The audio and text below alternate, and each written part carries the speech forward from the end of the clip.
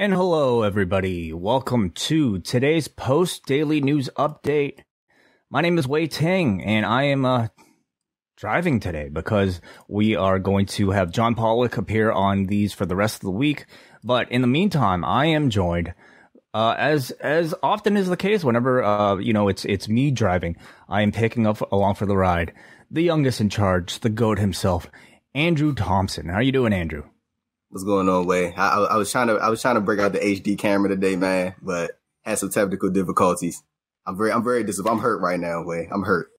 You know, listen. We're no strangers to technical difficulties. Okay, this is a very casual production. People are gonna have to wait maybe for some Andrew Thompson interviews to see some of the high quality HD stuff, and that's okay. That's more than fine. As long as we got your HD voice and your HD personality, that's all we're here for. But you know, Andrew, obviously yesterday, probably the biggest news story still going on in the wrestling world has been the exit of the Rhodeses, Cody and Brandi from AEW. We didn't have a chance to get your thoughts on it yet, so maybe I'd like to take this time to just kind of ask you, and also maybe to dive into some of the reactions that we've seen over the past 24 hours. So, Andrew, what do you think of the news?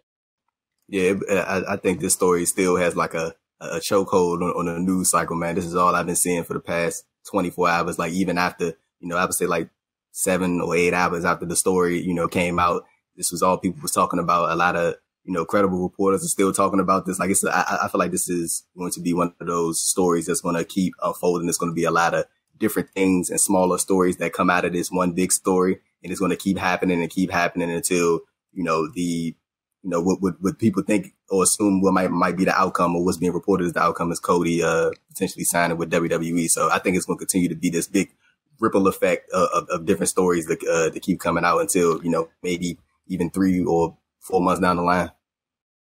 Yeah, definitely likely to be dominating the news schedule, or at least the news conversation over the past week, the next few days. But just to kind of, make the rounds a little bit to see exactly what the world might be saying. I mean, TMZ had some coverage of this.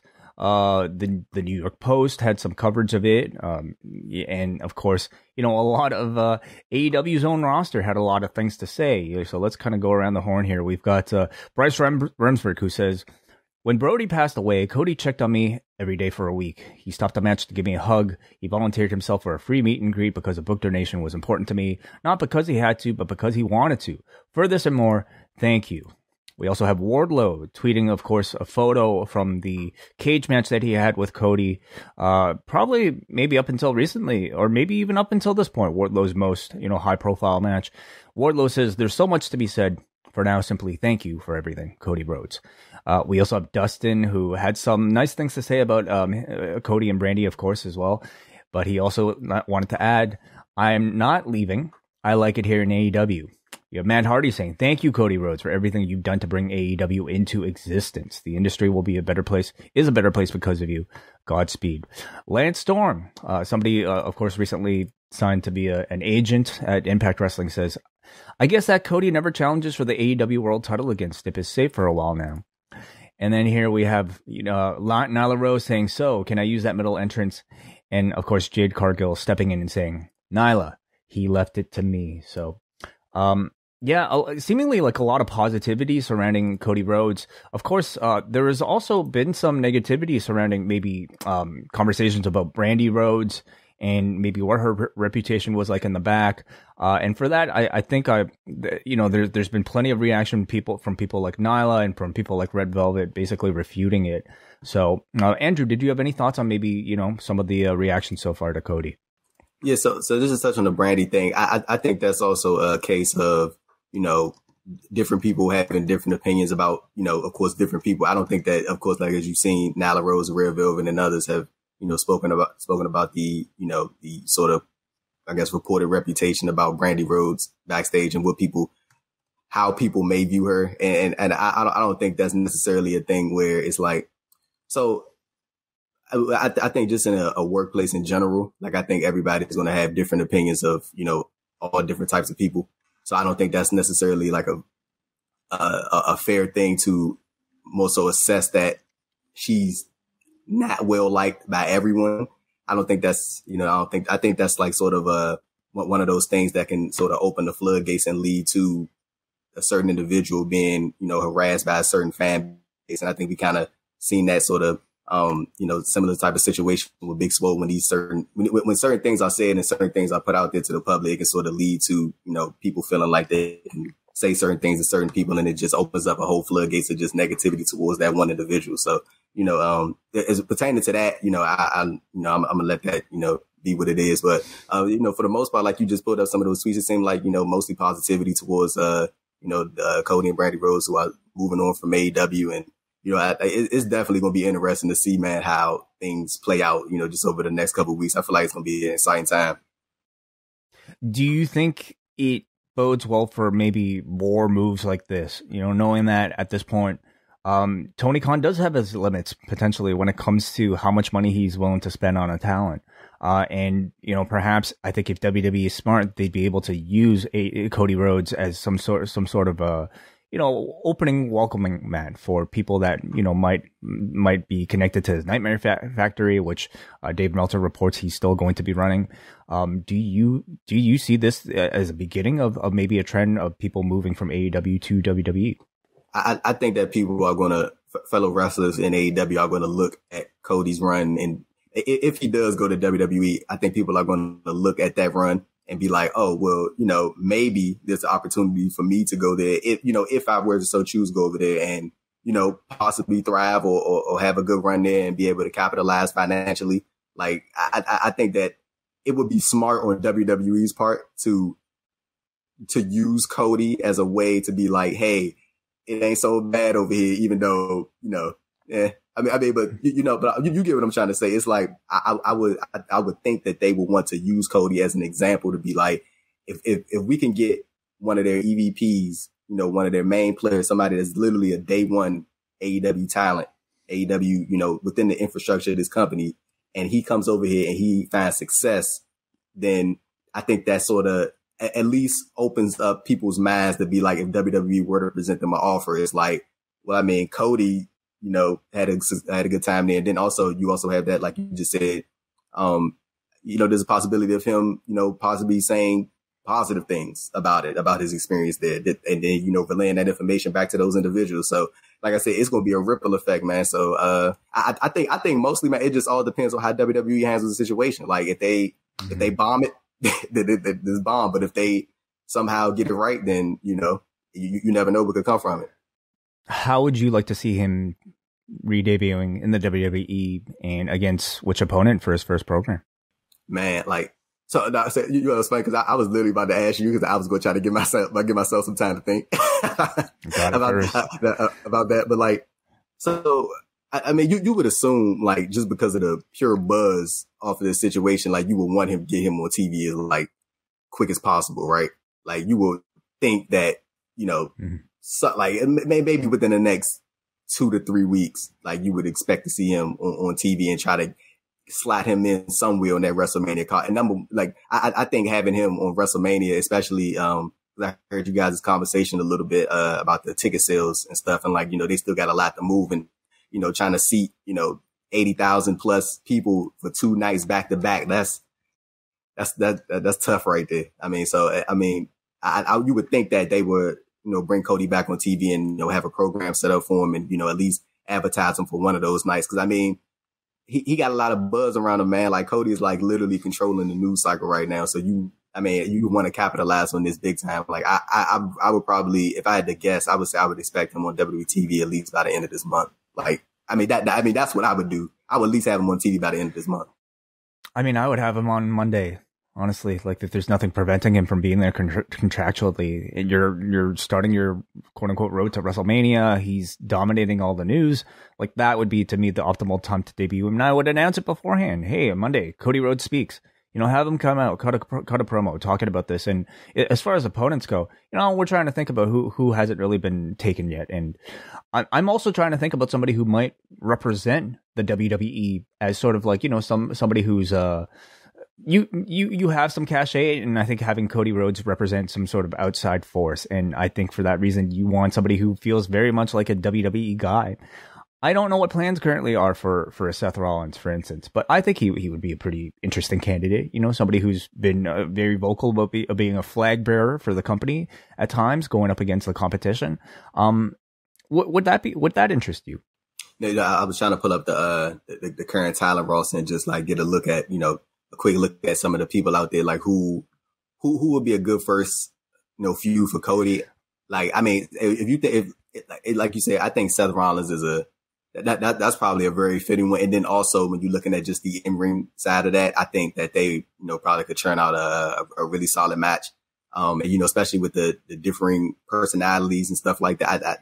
I think that would be something a lot of people would pay attention to. And, I'm curious. I think I'm more so curious to see, you know, cause of course Seth Rollins, I feel like Seth Rollins will probably end up being the heel in the situation, of course, but I think there's also going to be a dynamic there of a certain fan base that may, like, I think there's a possibility that a certain fan base may boo Cody. Like, I legit think that there's a possibility of that. So, you know, I see some people in the chat, they saying Edge, you know, The Miz, Damian Priest or Austin Theory. You know, of course, the end game, no pun intended, would be Triple H, but we don't know the status of his health at the moment, much less, you know, an in-ring return. But at some point, you know, that tag team match between Seth, him and Steph versus Cody and Brandi would be definitely a big money draw. So there's that. You know, if you guys have any thoughts, leave your comments below about who you would like to see Cody and how you would like to see him return. But sticking with WWE, we have some news on the NXT front because as of today, this morning, in fact, WWE officially announced NXT Level Up. And what is Level Up? Well, it is essentially the show that is replacing 205 Live. The tapings took place before Vengeance Day yesterday, and at the moment, what do we know about it is that they've got a new ring design. In fact, so this comes to us from Jacob Cohen on Twitter. You get a nice view of the shot here. And of course, we also know that the former Quinn McKay from Ring of Honor is debuting as one of the ring announcers, now known as Kelly Kincaid. We know that on this Friday, we've got Idris Inoue versus Kushida, Harlan versus Javier Bernal, Fallon Henley, the former Tesha Price, and Kayla Inlay versus Ivy Nile and Tatum Paxley. So in terms of a lineup and in terms of like overall importance, it doesn't feel too different from maybe what 205 Live has shifted to beforehand. But Andrew, what are your thoughts on perhaps, you know, the look of it and also the end of 205 Live, which I think is somewhat significant?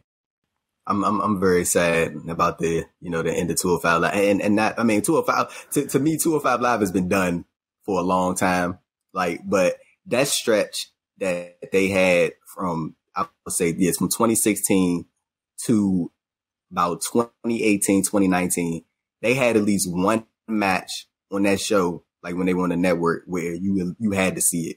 Like that roster they had, I'm just like sort of dumbfounded by how they did not realize like the in-ring work that these talents were doing and not try to spotlight them. Like when they had Ali, Cedric, Leo Rush, Buddy Murphy, Drew Gulak, Lindsay Dorado, Grand Metalik, they had all these dudes, man. Like, and it was like at least one match on that show per week where it was like a great match, at least one. Like they always delivered. And like this, this NXT Level Up show, I think it's just going to be, just a continuation of, what 205 Live was doing for the past year, just talents who aren't regularly featured on NXT TV, just like practice reps and stuff like that. And like, I think, honestly, I thought they were going to call the show Evolve.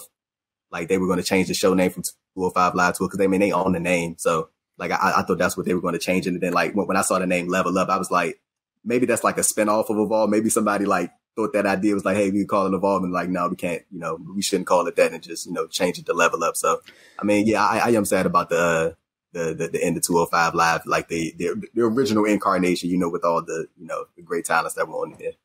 Yeah, it seems to be a way of furthering the NXT branding, and I think giving you maybe a direct line for the talents in the WWE, where now, even NXT has its own developmental, like this is the developmental towards the actual other developmental. So it's, I can't say it makes that much of a difference other than the fact that it, I think, finally clears up some confusion about like the weight class limits on a 205 Live, something that they seem to have absolutely no interest in maintaining anyway. But while we're on the topic of NXT, of course, last night was Vengeance Day. Did you have a chance? I mean, obviously you had a chance. You did the report on the site, but what are your thoughts on the show itself? I thought it was a solid show last night. I did. I thought it was a solid show. I mean, it was, it went by quick, which is always a good thing. And not because, wanted to go back quick, but more so like when those shows kind of flow, it's always turned out to be decent or solid. Like what I would say the one probably like big highlight for me from the whole show was the segment with Imperium and Solo Sikoa. Like man, I feel like there's a lot on the table with Solo Sikoa. Like if they really want to like, throw him out there and like present him on a higher level. Like I know all eyes are like on, Walter / Gunther and, how you pronounce his name, but like they, I know all Gunta. There you go. I know all eyes, eyes on him. But like that promo that Solo Sikoa cut on him last night, I was like, like it, he held his own, and I feel like he presented himself on the same level as the talents that were in the ring with him. And I'm interested to see what they do with him, going forward. But like, what did you think about the show and also Dolph Ziggler getting involved in the main event? Yeah, I mean, I thought it was an enjoyable show, like, again, my expectations for these are not takeover level. I mean, I just kind of see them for what they are, and these are kind of big tentpole events to give your burgeoning talent the level of experience on a slightly bigger stage than usual in more higher profile matches. And on that note, I thought, again, Braun Breaker was somebody who managed to deliver, I think, a very satisfying, good main event with another very experienced person in Santos Escobar, who looked awesome in his Eddie Guerrero tribute tights. 18 years to the day of Eddie winning the WWE Championship. And then, as you mentioned, we had, Dolph Ziggler trying to get involved, giving a super kick to Breaker, almost costing him the match before Ciampa came in. And we're getting Ciampa versus Ziggler for next week, and potentially Ziggler versus Breaker down the line as well. But, I thought was in very good shape. I thought the Creeds, of course, winning the Dusty Cup, I thought they looked really good. The match against MSK, I don't think was as good as the match against GYV. They didn't have quite as much time to maybe tell that story, but in terms of intensity, I thought they had it. We also had, of course, Carmelo Hayes versus Cameron Grimes, which I thought was probably the match of the night, between two of your more veteran guys, and Grimes retaining the North American Championship. And then just just to round out the results, we had Tony D'Angelo versus Pete Dunne in a weapons cage match. And, Tony D, like, for a guy who hasn't even had 10 proper matches on TV, at least, like, one of them was War Games, another was a pole match, and another a steel cage. So like a third of this dude's TV matches have been like stipulation matches. And I thought he looked very competent, more than his experience would suggest. Any thoughts on any of the rest of the show? Yeah. Gigi Dolan and JC Jane retained their NXT Women's Tag titles. And that's crazy because that was their first defense since they won the titles back in October. So that's crazy. Wow, that really? was that was their first title defense since they won the titles back at Halloween Havoc, which was crazy. And going back on the Solo Sikoa Gunther segment, wait, do you think there's any chance that we get Solo and the Usos versus Imperium? Like, do you think there's even a possibility of that happening? Well, I mean, they're not the same last name, so how are they going to acknowledge it? I mean, one's a Sikoa, one's an Uso. I mean, maybe. I would love to see it. There's a part of me that thinks they might be saving some of those connections for whenever he debuts on the main roster, rather than quote unquote spoiling. But I mean, I don't think you're spoiling anything at this point. It would be a great attraction, to have that match, because, we've seen them loan talents before. But we've also seen them loan like singles talents. And who do you win? Who do you have win that particular match? See that. I'm not even gonna lie to you. If that happens, like Marcel or Fabian taking the pin, like one of them taking the pin. I think Imperium loses, but Marcel or Fabian taking the pin. Like I don't like to do that because it's like always a traditional thing to have. Like when you have these big 6-man, it's always like the tag team guy has to lose because like they have less to lose in the situation. But like, I mean, if you really are going to do that match, like Solo and the Usos versus, the Usos collectively versus Imperium, then Marcel and Fabian got to take that L. One of them got to. Mm-hmm. Yeah, I personally, I don't think this Gunther Solo Sikoa thing is probably going to last more than a week. You know, Gunther did set his sights on the World Championship, so he probably is just going to use Sikoa as a bit of a stepping stone towards that. Because I'm guessing, like, you know, come Mania, I feel like I think Gunther would be a perfect, you know, headliner for whatever event that they're going to do against Braun Breaker, which is what I'm sensing right now. I was going to ask you, like, what do you think about, we got the Women's Dusty Classic starting next week. We got Raquel and Cora locked in. What do you think about the duo, man, Dakota Kai and Wendy Chu? It seemed like they were sort of doing like something with them, but like I'm also interested in Raquel and Cora. I think that's more sort of favorite, like, in the whole situation. I'm kind of into it. Yeah. Like, I like the fact that they're continuing to develop Wendy Chu by giving her screen time. I don't get the sense that they're making them the winningest team, but, you know, they might be the type of team that kind of flukes into it. In ring, I'm kind of curious to see like how they're both like two of the bigger characters, I would say. You know, we got Wendy Chu doing the sleeping gimmick. We got Dakota Kai doing that kind of split personality thing. So in terms of character, I'm curious to see how they present themselves. Other teams, of course, include Io Shirai and Kaylee Ray. We've got Persia and Indy re-entering the challenging department, I suppose, after failing coming short in the title defense yesterday. So I'm somewhat interested. You know, again, we're dealing with a very different level, but as far as who's going to win, I mean, it's probably going to be another team that they're looking to, you know, shoot up the ranks as a developmental team. So we'll see.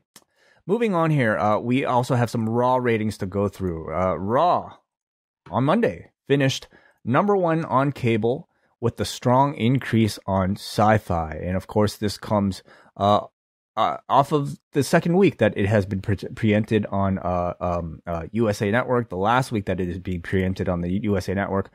And this comes to us from, of course, Brandon Thurston and also Showbuzz Daily, where we learned that Raw, if I can get these numbers up, was at 1,602,000 viewers, which is up 15.5% from last week, and then also doing a 0.44 rating, which is up 22% from last week, finishing first among cable originals. This week, of course, it did benefit from a stronger opening hour, which probably tells you that last week people had a bit of trouble finding Raw on Sci-Fi, but this week not having that issue as much. So as we mentioned, this was the last week that Raw will be on Sci-Fi due to Olympics preemption. The Olympics wrap up on Sunday. Have you been following any of it, Andrew? The Olympics? Yeah. Oh, Raw.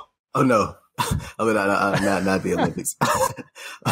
But not the Olympics. But okay. but which one are you more interested in, the Olympics or Raw? I mean, like, I cover the notes on the site, so it's like, I mean, Raw is Raw, bro. You know what I'm saying? It is what it is.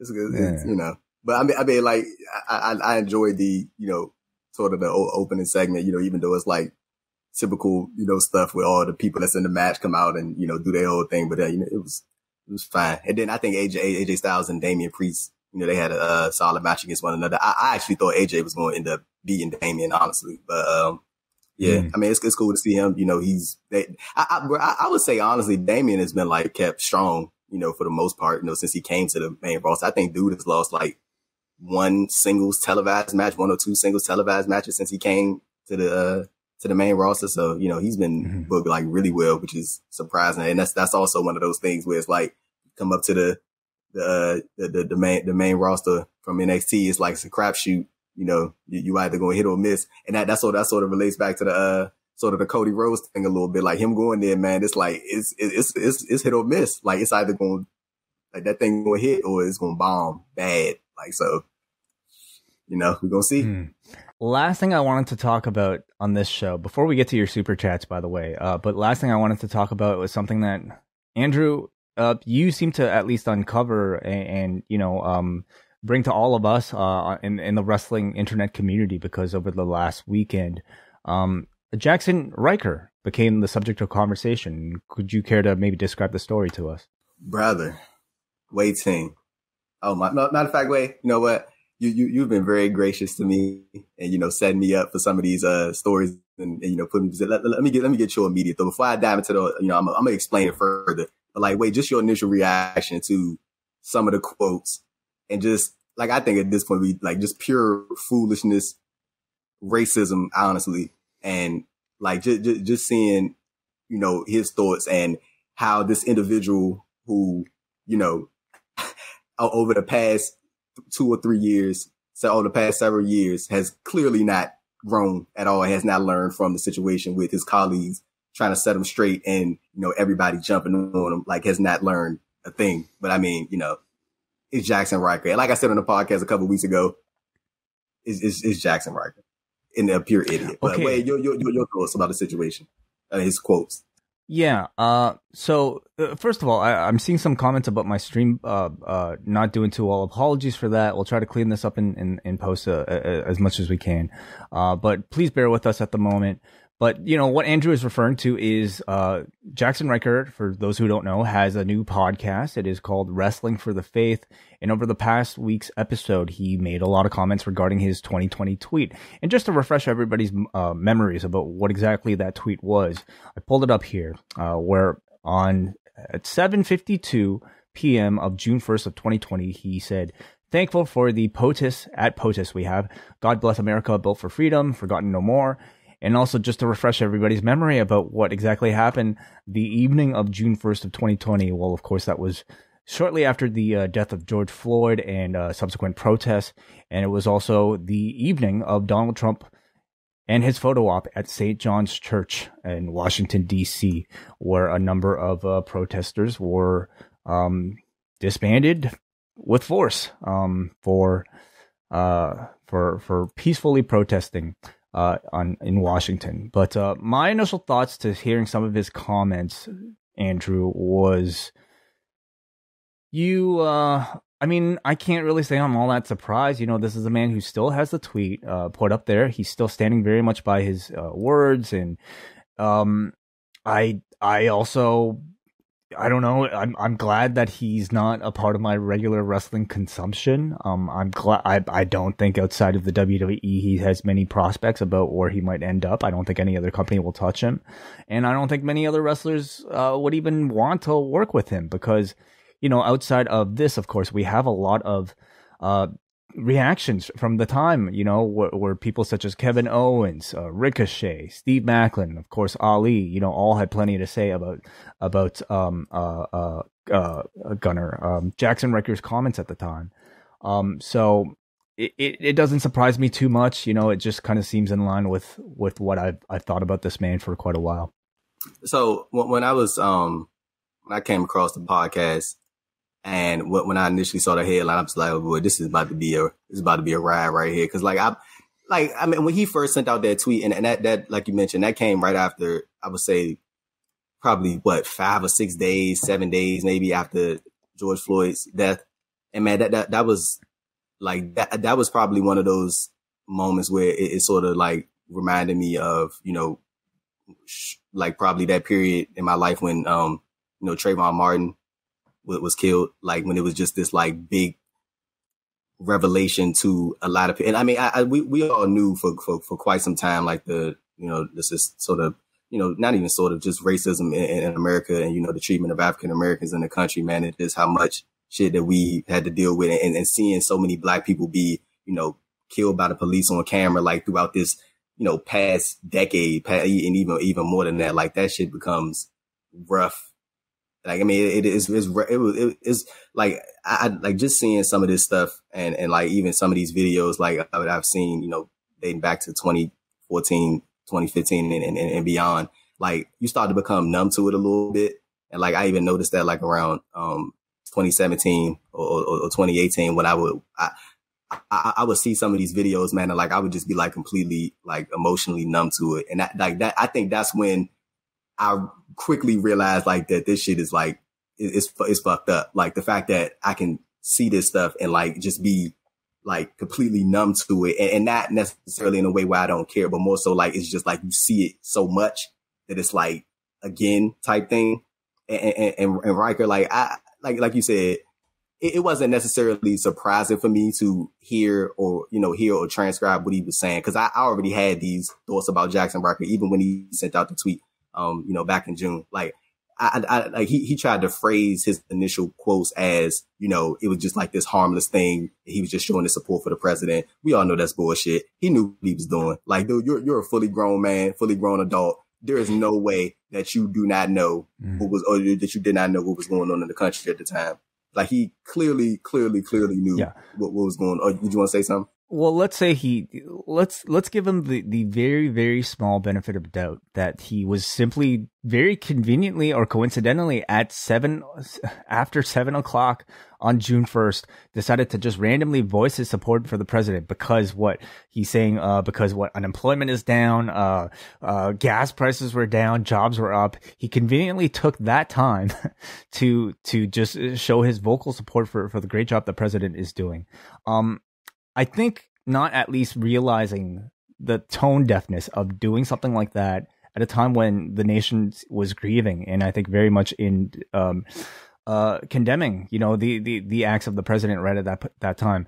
The fact that he didn't necessarily even take ownership for the terrible timing of the tweet, and instead using it as sort of like, hey, why are you coming at me for simply voicing my support for the person that I voted for? Just because you voted for somebody else, I can't voice this. I mean, that is complete bullshit, and somebody who clearly still has trouble owning or at least understanding or strictly ignoring, I think, the reason why so many people were upset. I see with him, like as you read like the quotes, like, and it just goes down, because I wanted to make sure I put it in order of like the stuff that he said. Like I'm not giving him I'm giving him absolutely zero benefit of the doubt, because like as you continue to go down, he immediately goes in this like tirade about what he thinks about Black Lives Matter and stuff like that. And I wanted to make sure that in my writing, I wanted to properly address and describe for those. I mean, I'm pretty sure everybody at this point understands what Black Lives Matter is about, but just to add some context to it before I, transcribe what he's saying. Like, he's clearly has these personal thoughts and what he thinks about, African Americans, what he thinks about Black people, what he thinks about, the Black Lives Matter movement. And you can clearly see it right there. And there was a portion in there where I think it's clear as day, that I said that Jaxson Ryker he's a racist. Like it was a part that I did not transcribe because I think it was just irrelevant to the story, but it was just like, I couldn't help but laugh at it. He did this part where, and I highly recommend people to go, listen to it. Not necessarily to hear him, but just hear the pure stupidity in this. He went the route of, I had Black friends, so how can I be racist? Like legit. Like, I mean, fucking verbatim. Like, he was like, I have Black friends, and I grew up in a predominantly Black neighborhood. So how, people accuse me of being racist. I'm like, bro, you sound hella racist right now. So, I'm saying, like, anybody who plays that card, I think you should look yourself in the mirror. And, Jaxson, right? Like, again, when I was listening to some of this stuff, like, I wasn't necessarily surprised because, like, again, I already had these, feelings or thoughts about him. Like, I assume that he is who he is. And this just further proved that. And then, also within it, clearly displayed his, transphobia, comments and stuff like that, that remark that he made. And, also him going the route of, saying that if he was in his 20s, he would have physically went after the coworkers who called him out. And, he's saying this now, that he's gone from the WWE, and, I highly doubt that he'll be working with any of these people, again. So, I mean, and, he is booked. I had found out that he was booked for a show in March in North Carolina.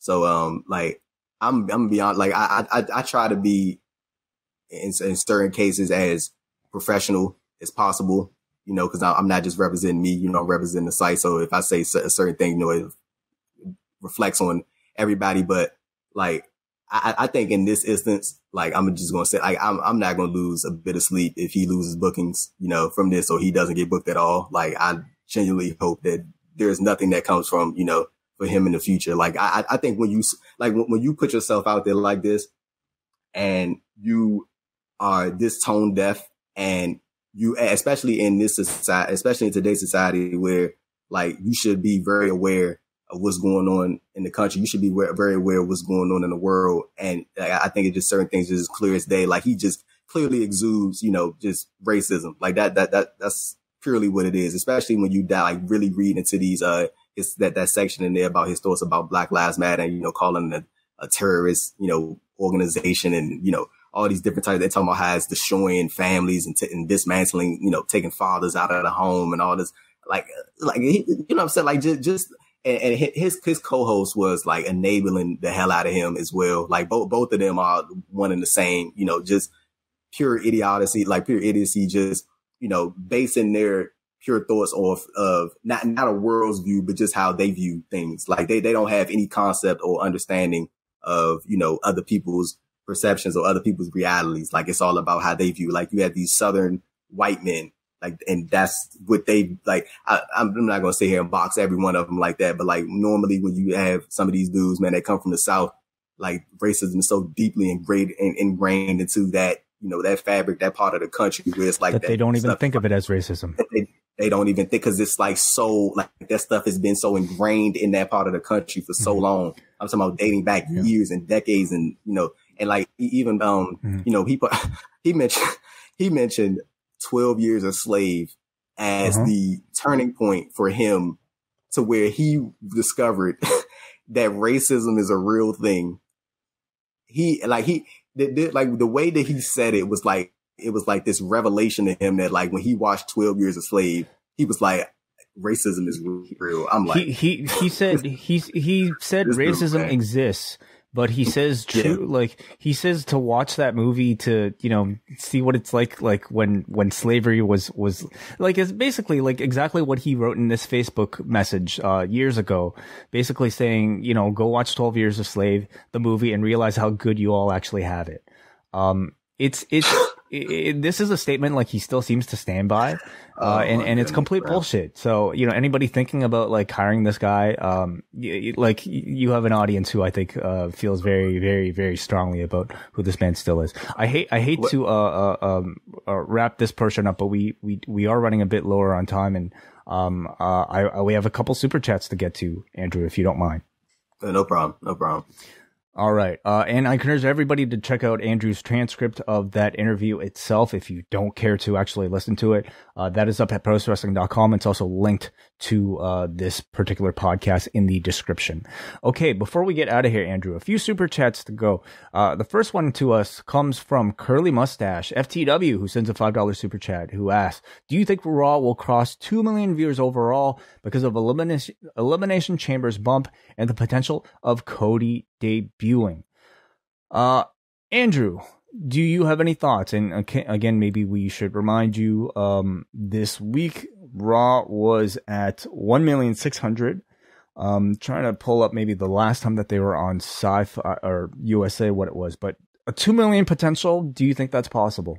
I'm gonna say with the the sort of Cody surrounding the premises and the possibility of that coming out of Elimination Chamber, I'm gonna say I'm gonna go 1.7.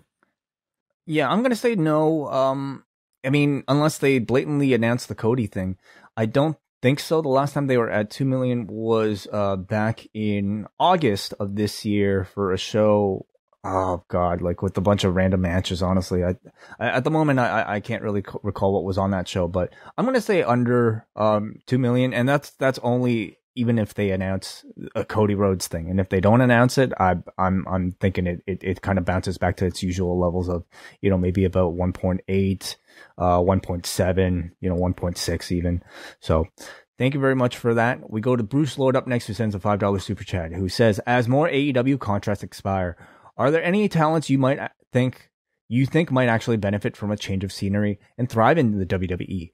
People such as Cage, I think he means Brian Cage, Jake Hager, or Penelope Ford.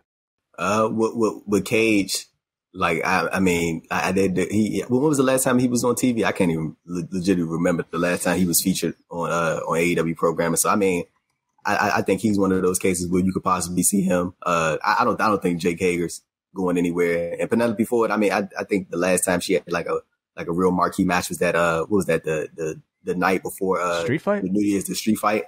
That was a real good match. I enjoyed that a lot. And yeah, I mean, you're looking at the roster, like there's a couple of people who could possibly use a change of scenery, but I think WWE has to display that they can properly book these talents before anybody wants to jump ship. Yeah, the Cage, Brian Cage is really interesting. The last time he had a match on AEW TV was the Ricky Starks match on Rampage. Yeah, he was in the Jericho Cruise, but I mean, those matches were never televised. But the FTW Philadelphia Street Fight was the last time that he was on, and that was back in October. So, hey, well, I would say, wait, did you see the Warrior Wrestling clip when Brian Cage and Casey Navarro faced the Acclaim? And No, I have not. Max Caster's rap about Brian, about Brian Cage, and he was like, he said something along the lines of like mentioning his contract expiring and getting more TV time to him. I was like, I'm pretty sure they talked about this stuff before, but it seems like it's kind of hinting at obvious. I have not seen it. He's done a lot of good viral work lately. But yeah, the idea of Brian Cage going to the WWE, I mean, he's one of those names that you figure would have already been there, just given his size and whatnot. And at the moment, is he the type of mold that they're looking for? It seems like everybody that they're hiring is a former college athlete with no prior experience. Do they want a guy like that working this style? And what are the reasons why they didn't hire him the first time? So I don't know. I'm not exactly sure, but it seems like he'll get plenty of work and be plenty busy on the indie scene. All right. Our last super chat comes from Sean Darrow, who sends $5.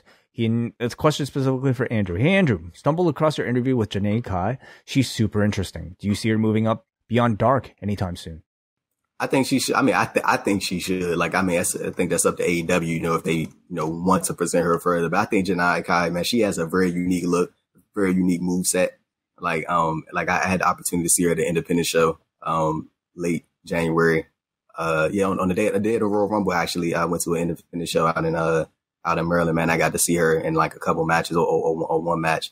She was really impressive, man. Like she's slowly sort of developing like a presence about herself and the way she presents herself, in the ring and, her interests and stuff like that. So I definitely can see, them, presenting her more. I would like to see her presented more, but she had that match against Jade Cargill on Rampage, and that was more so of a squash match. And then they invited her back to the Dynamite and Rampage. They invited her back to the shows in DC so she could be featured on Dark and Dark Elevation. So hopefully they do bring her back. Like I definitely do think they could use Janae Kai. She could be utilized on their program, and it also be a part of that sort of core.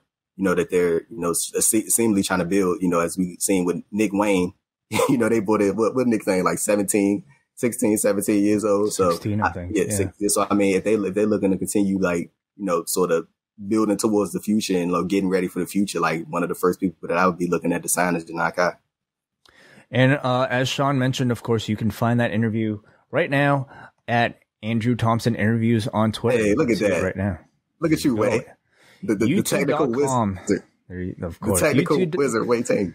YouTube.com/Andrew Thompson Interviews. Give the man a subscribe. He's at 800 subscribers right now. Can we get the man past 1,000? Everybody, if you're watching this right now on YouTube, please go to youtube.com/Andrew Thompson Interviews. Give the man a subscribe. He is one of the hardest working people in the professional wrestling journalism landscape. Andrew Thompson, thank you so much for joining us. And what else? Anything else you want to promote in this space? I'm gonna go check out all the stuff that's up on the Post Wrestling site, and go check out the Andrew Thompson Interviews YouTube channel, and don't book Jaxson Ryker. There you go. Thank you, Andrew, for joining us. John and I will be reunited tonight on Rewind to Dynamite. Of course, that is live for all Double Double Plus patrons, and then that'll be available on all of our other platforms afterwards. So thank you guys all for joining us, and we'll talk to you guys tonight. See you later.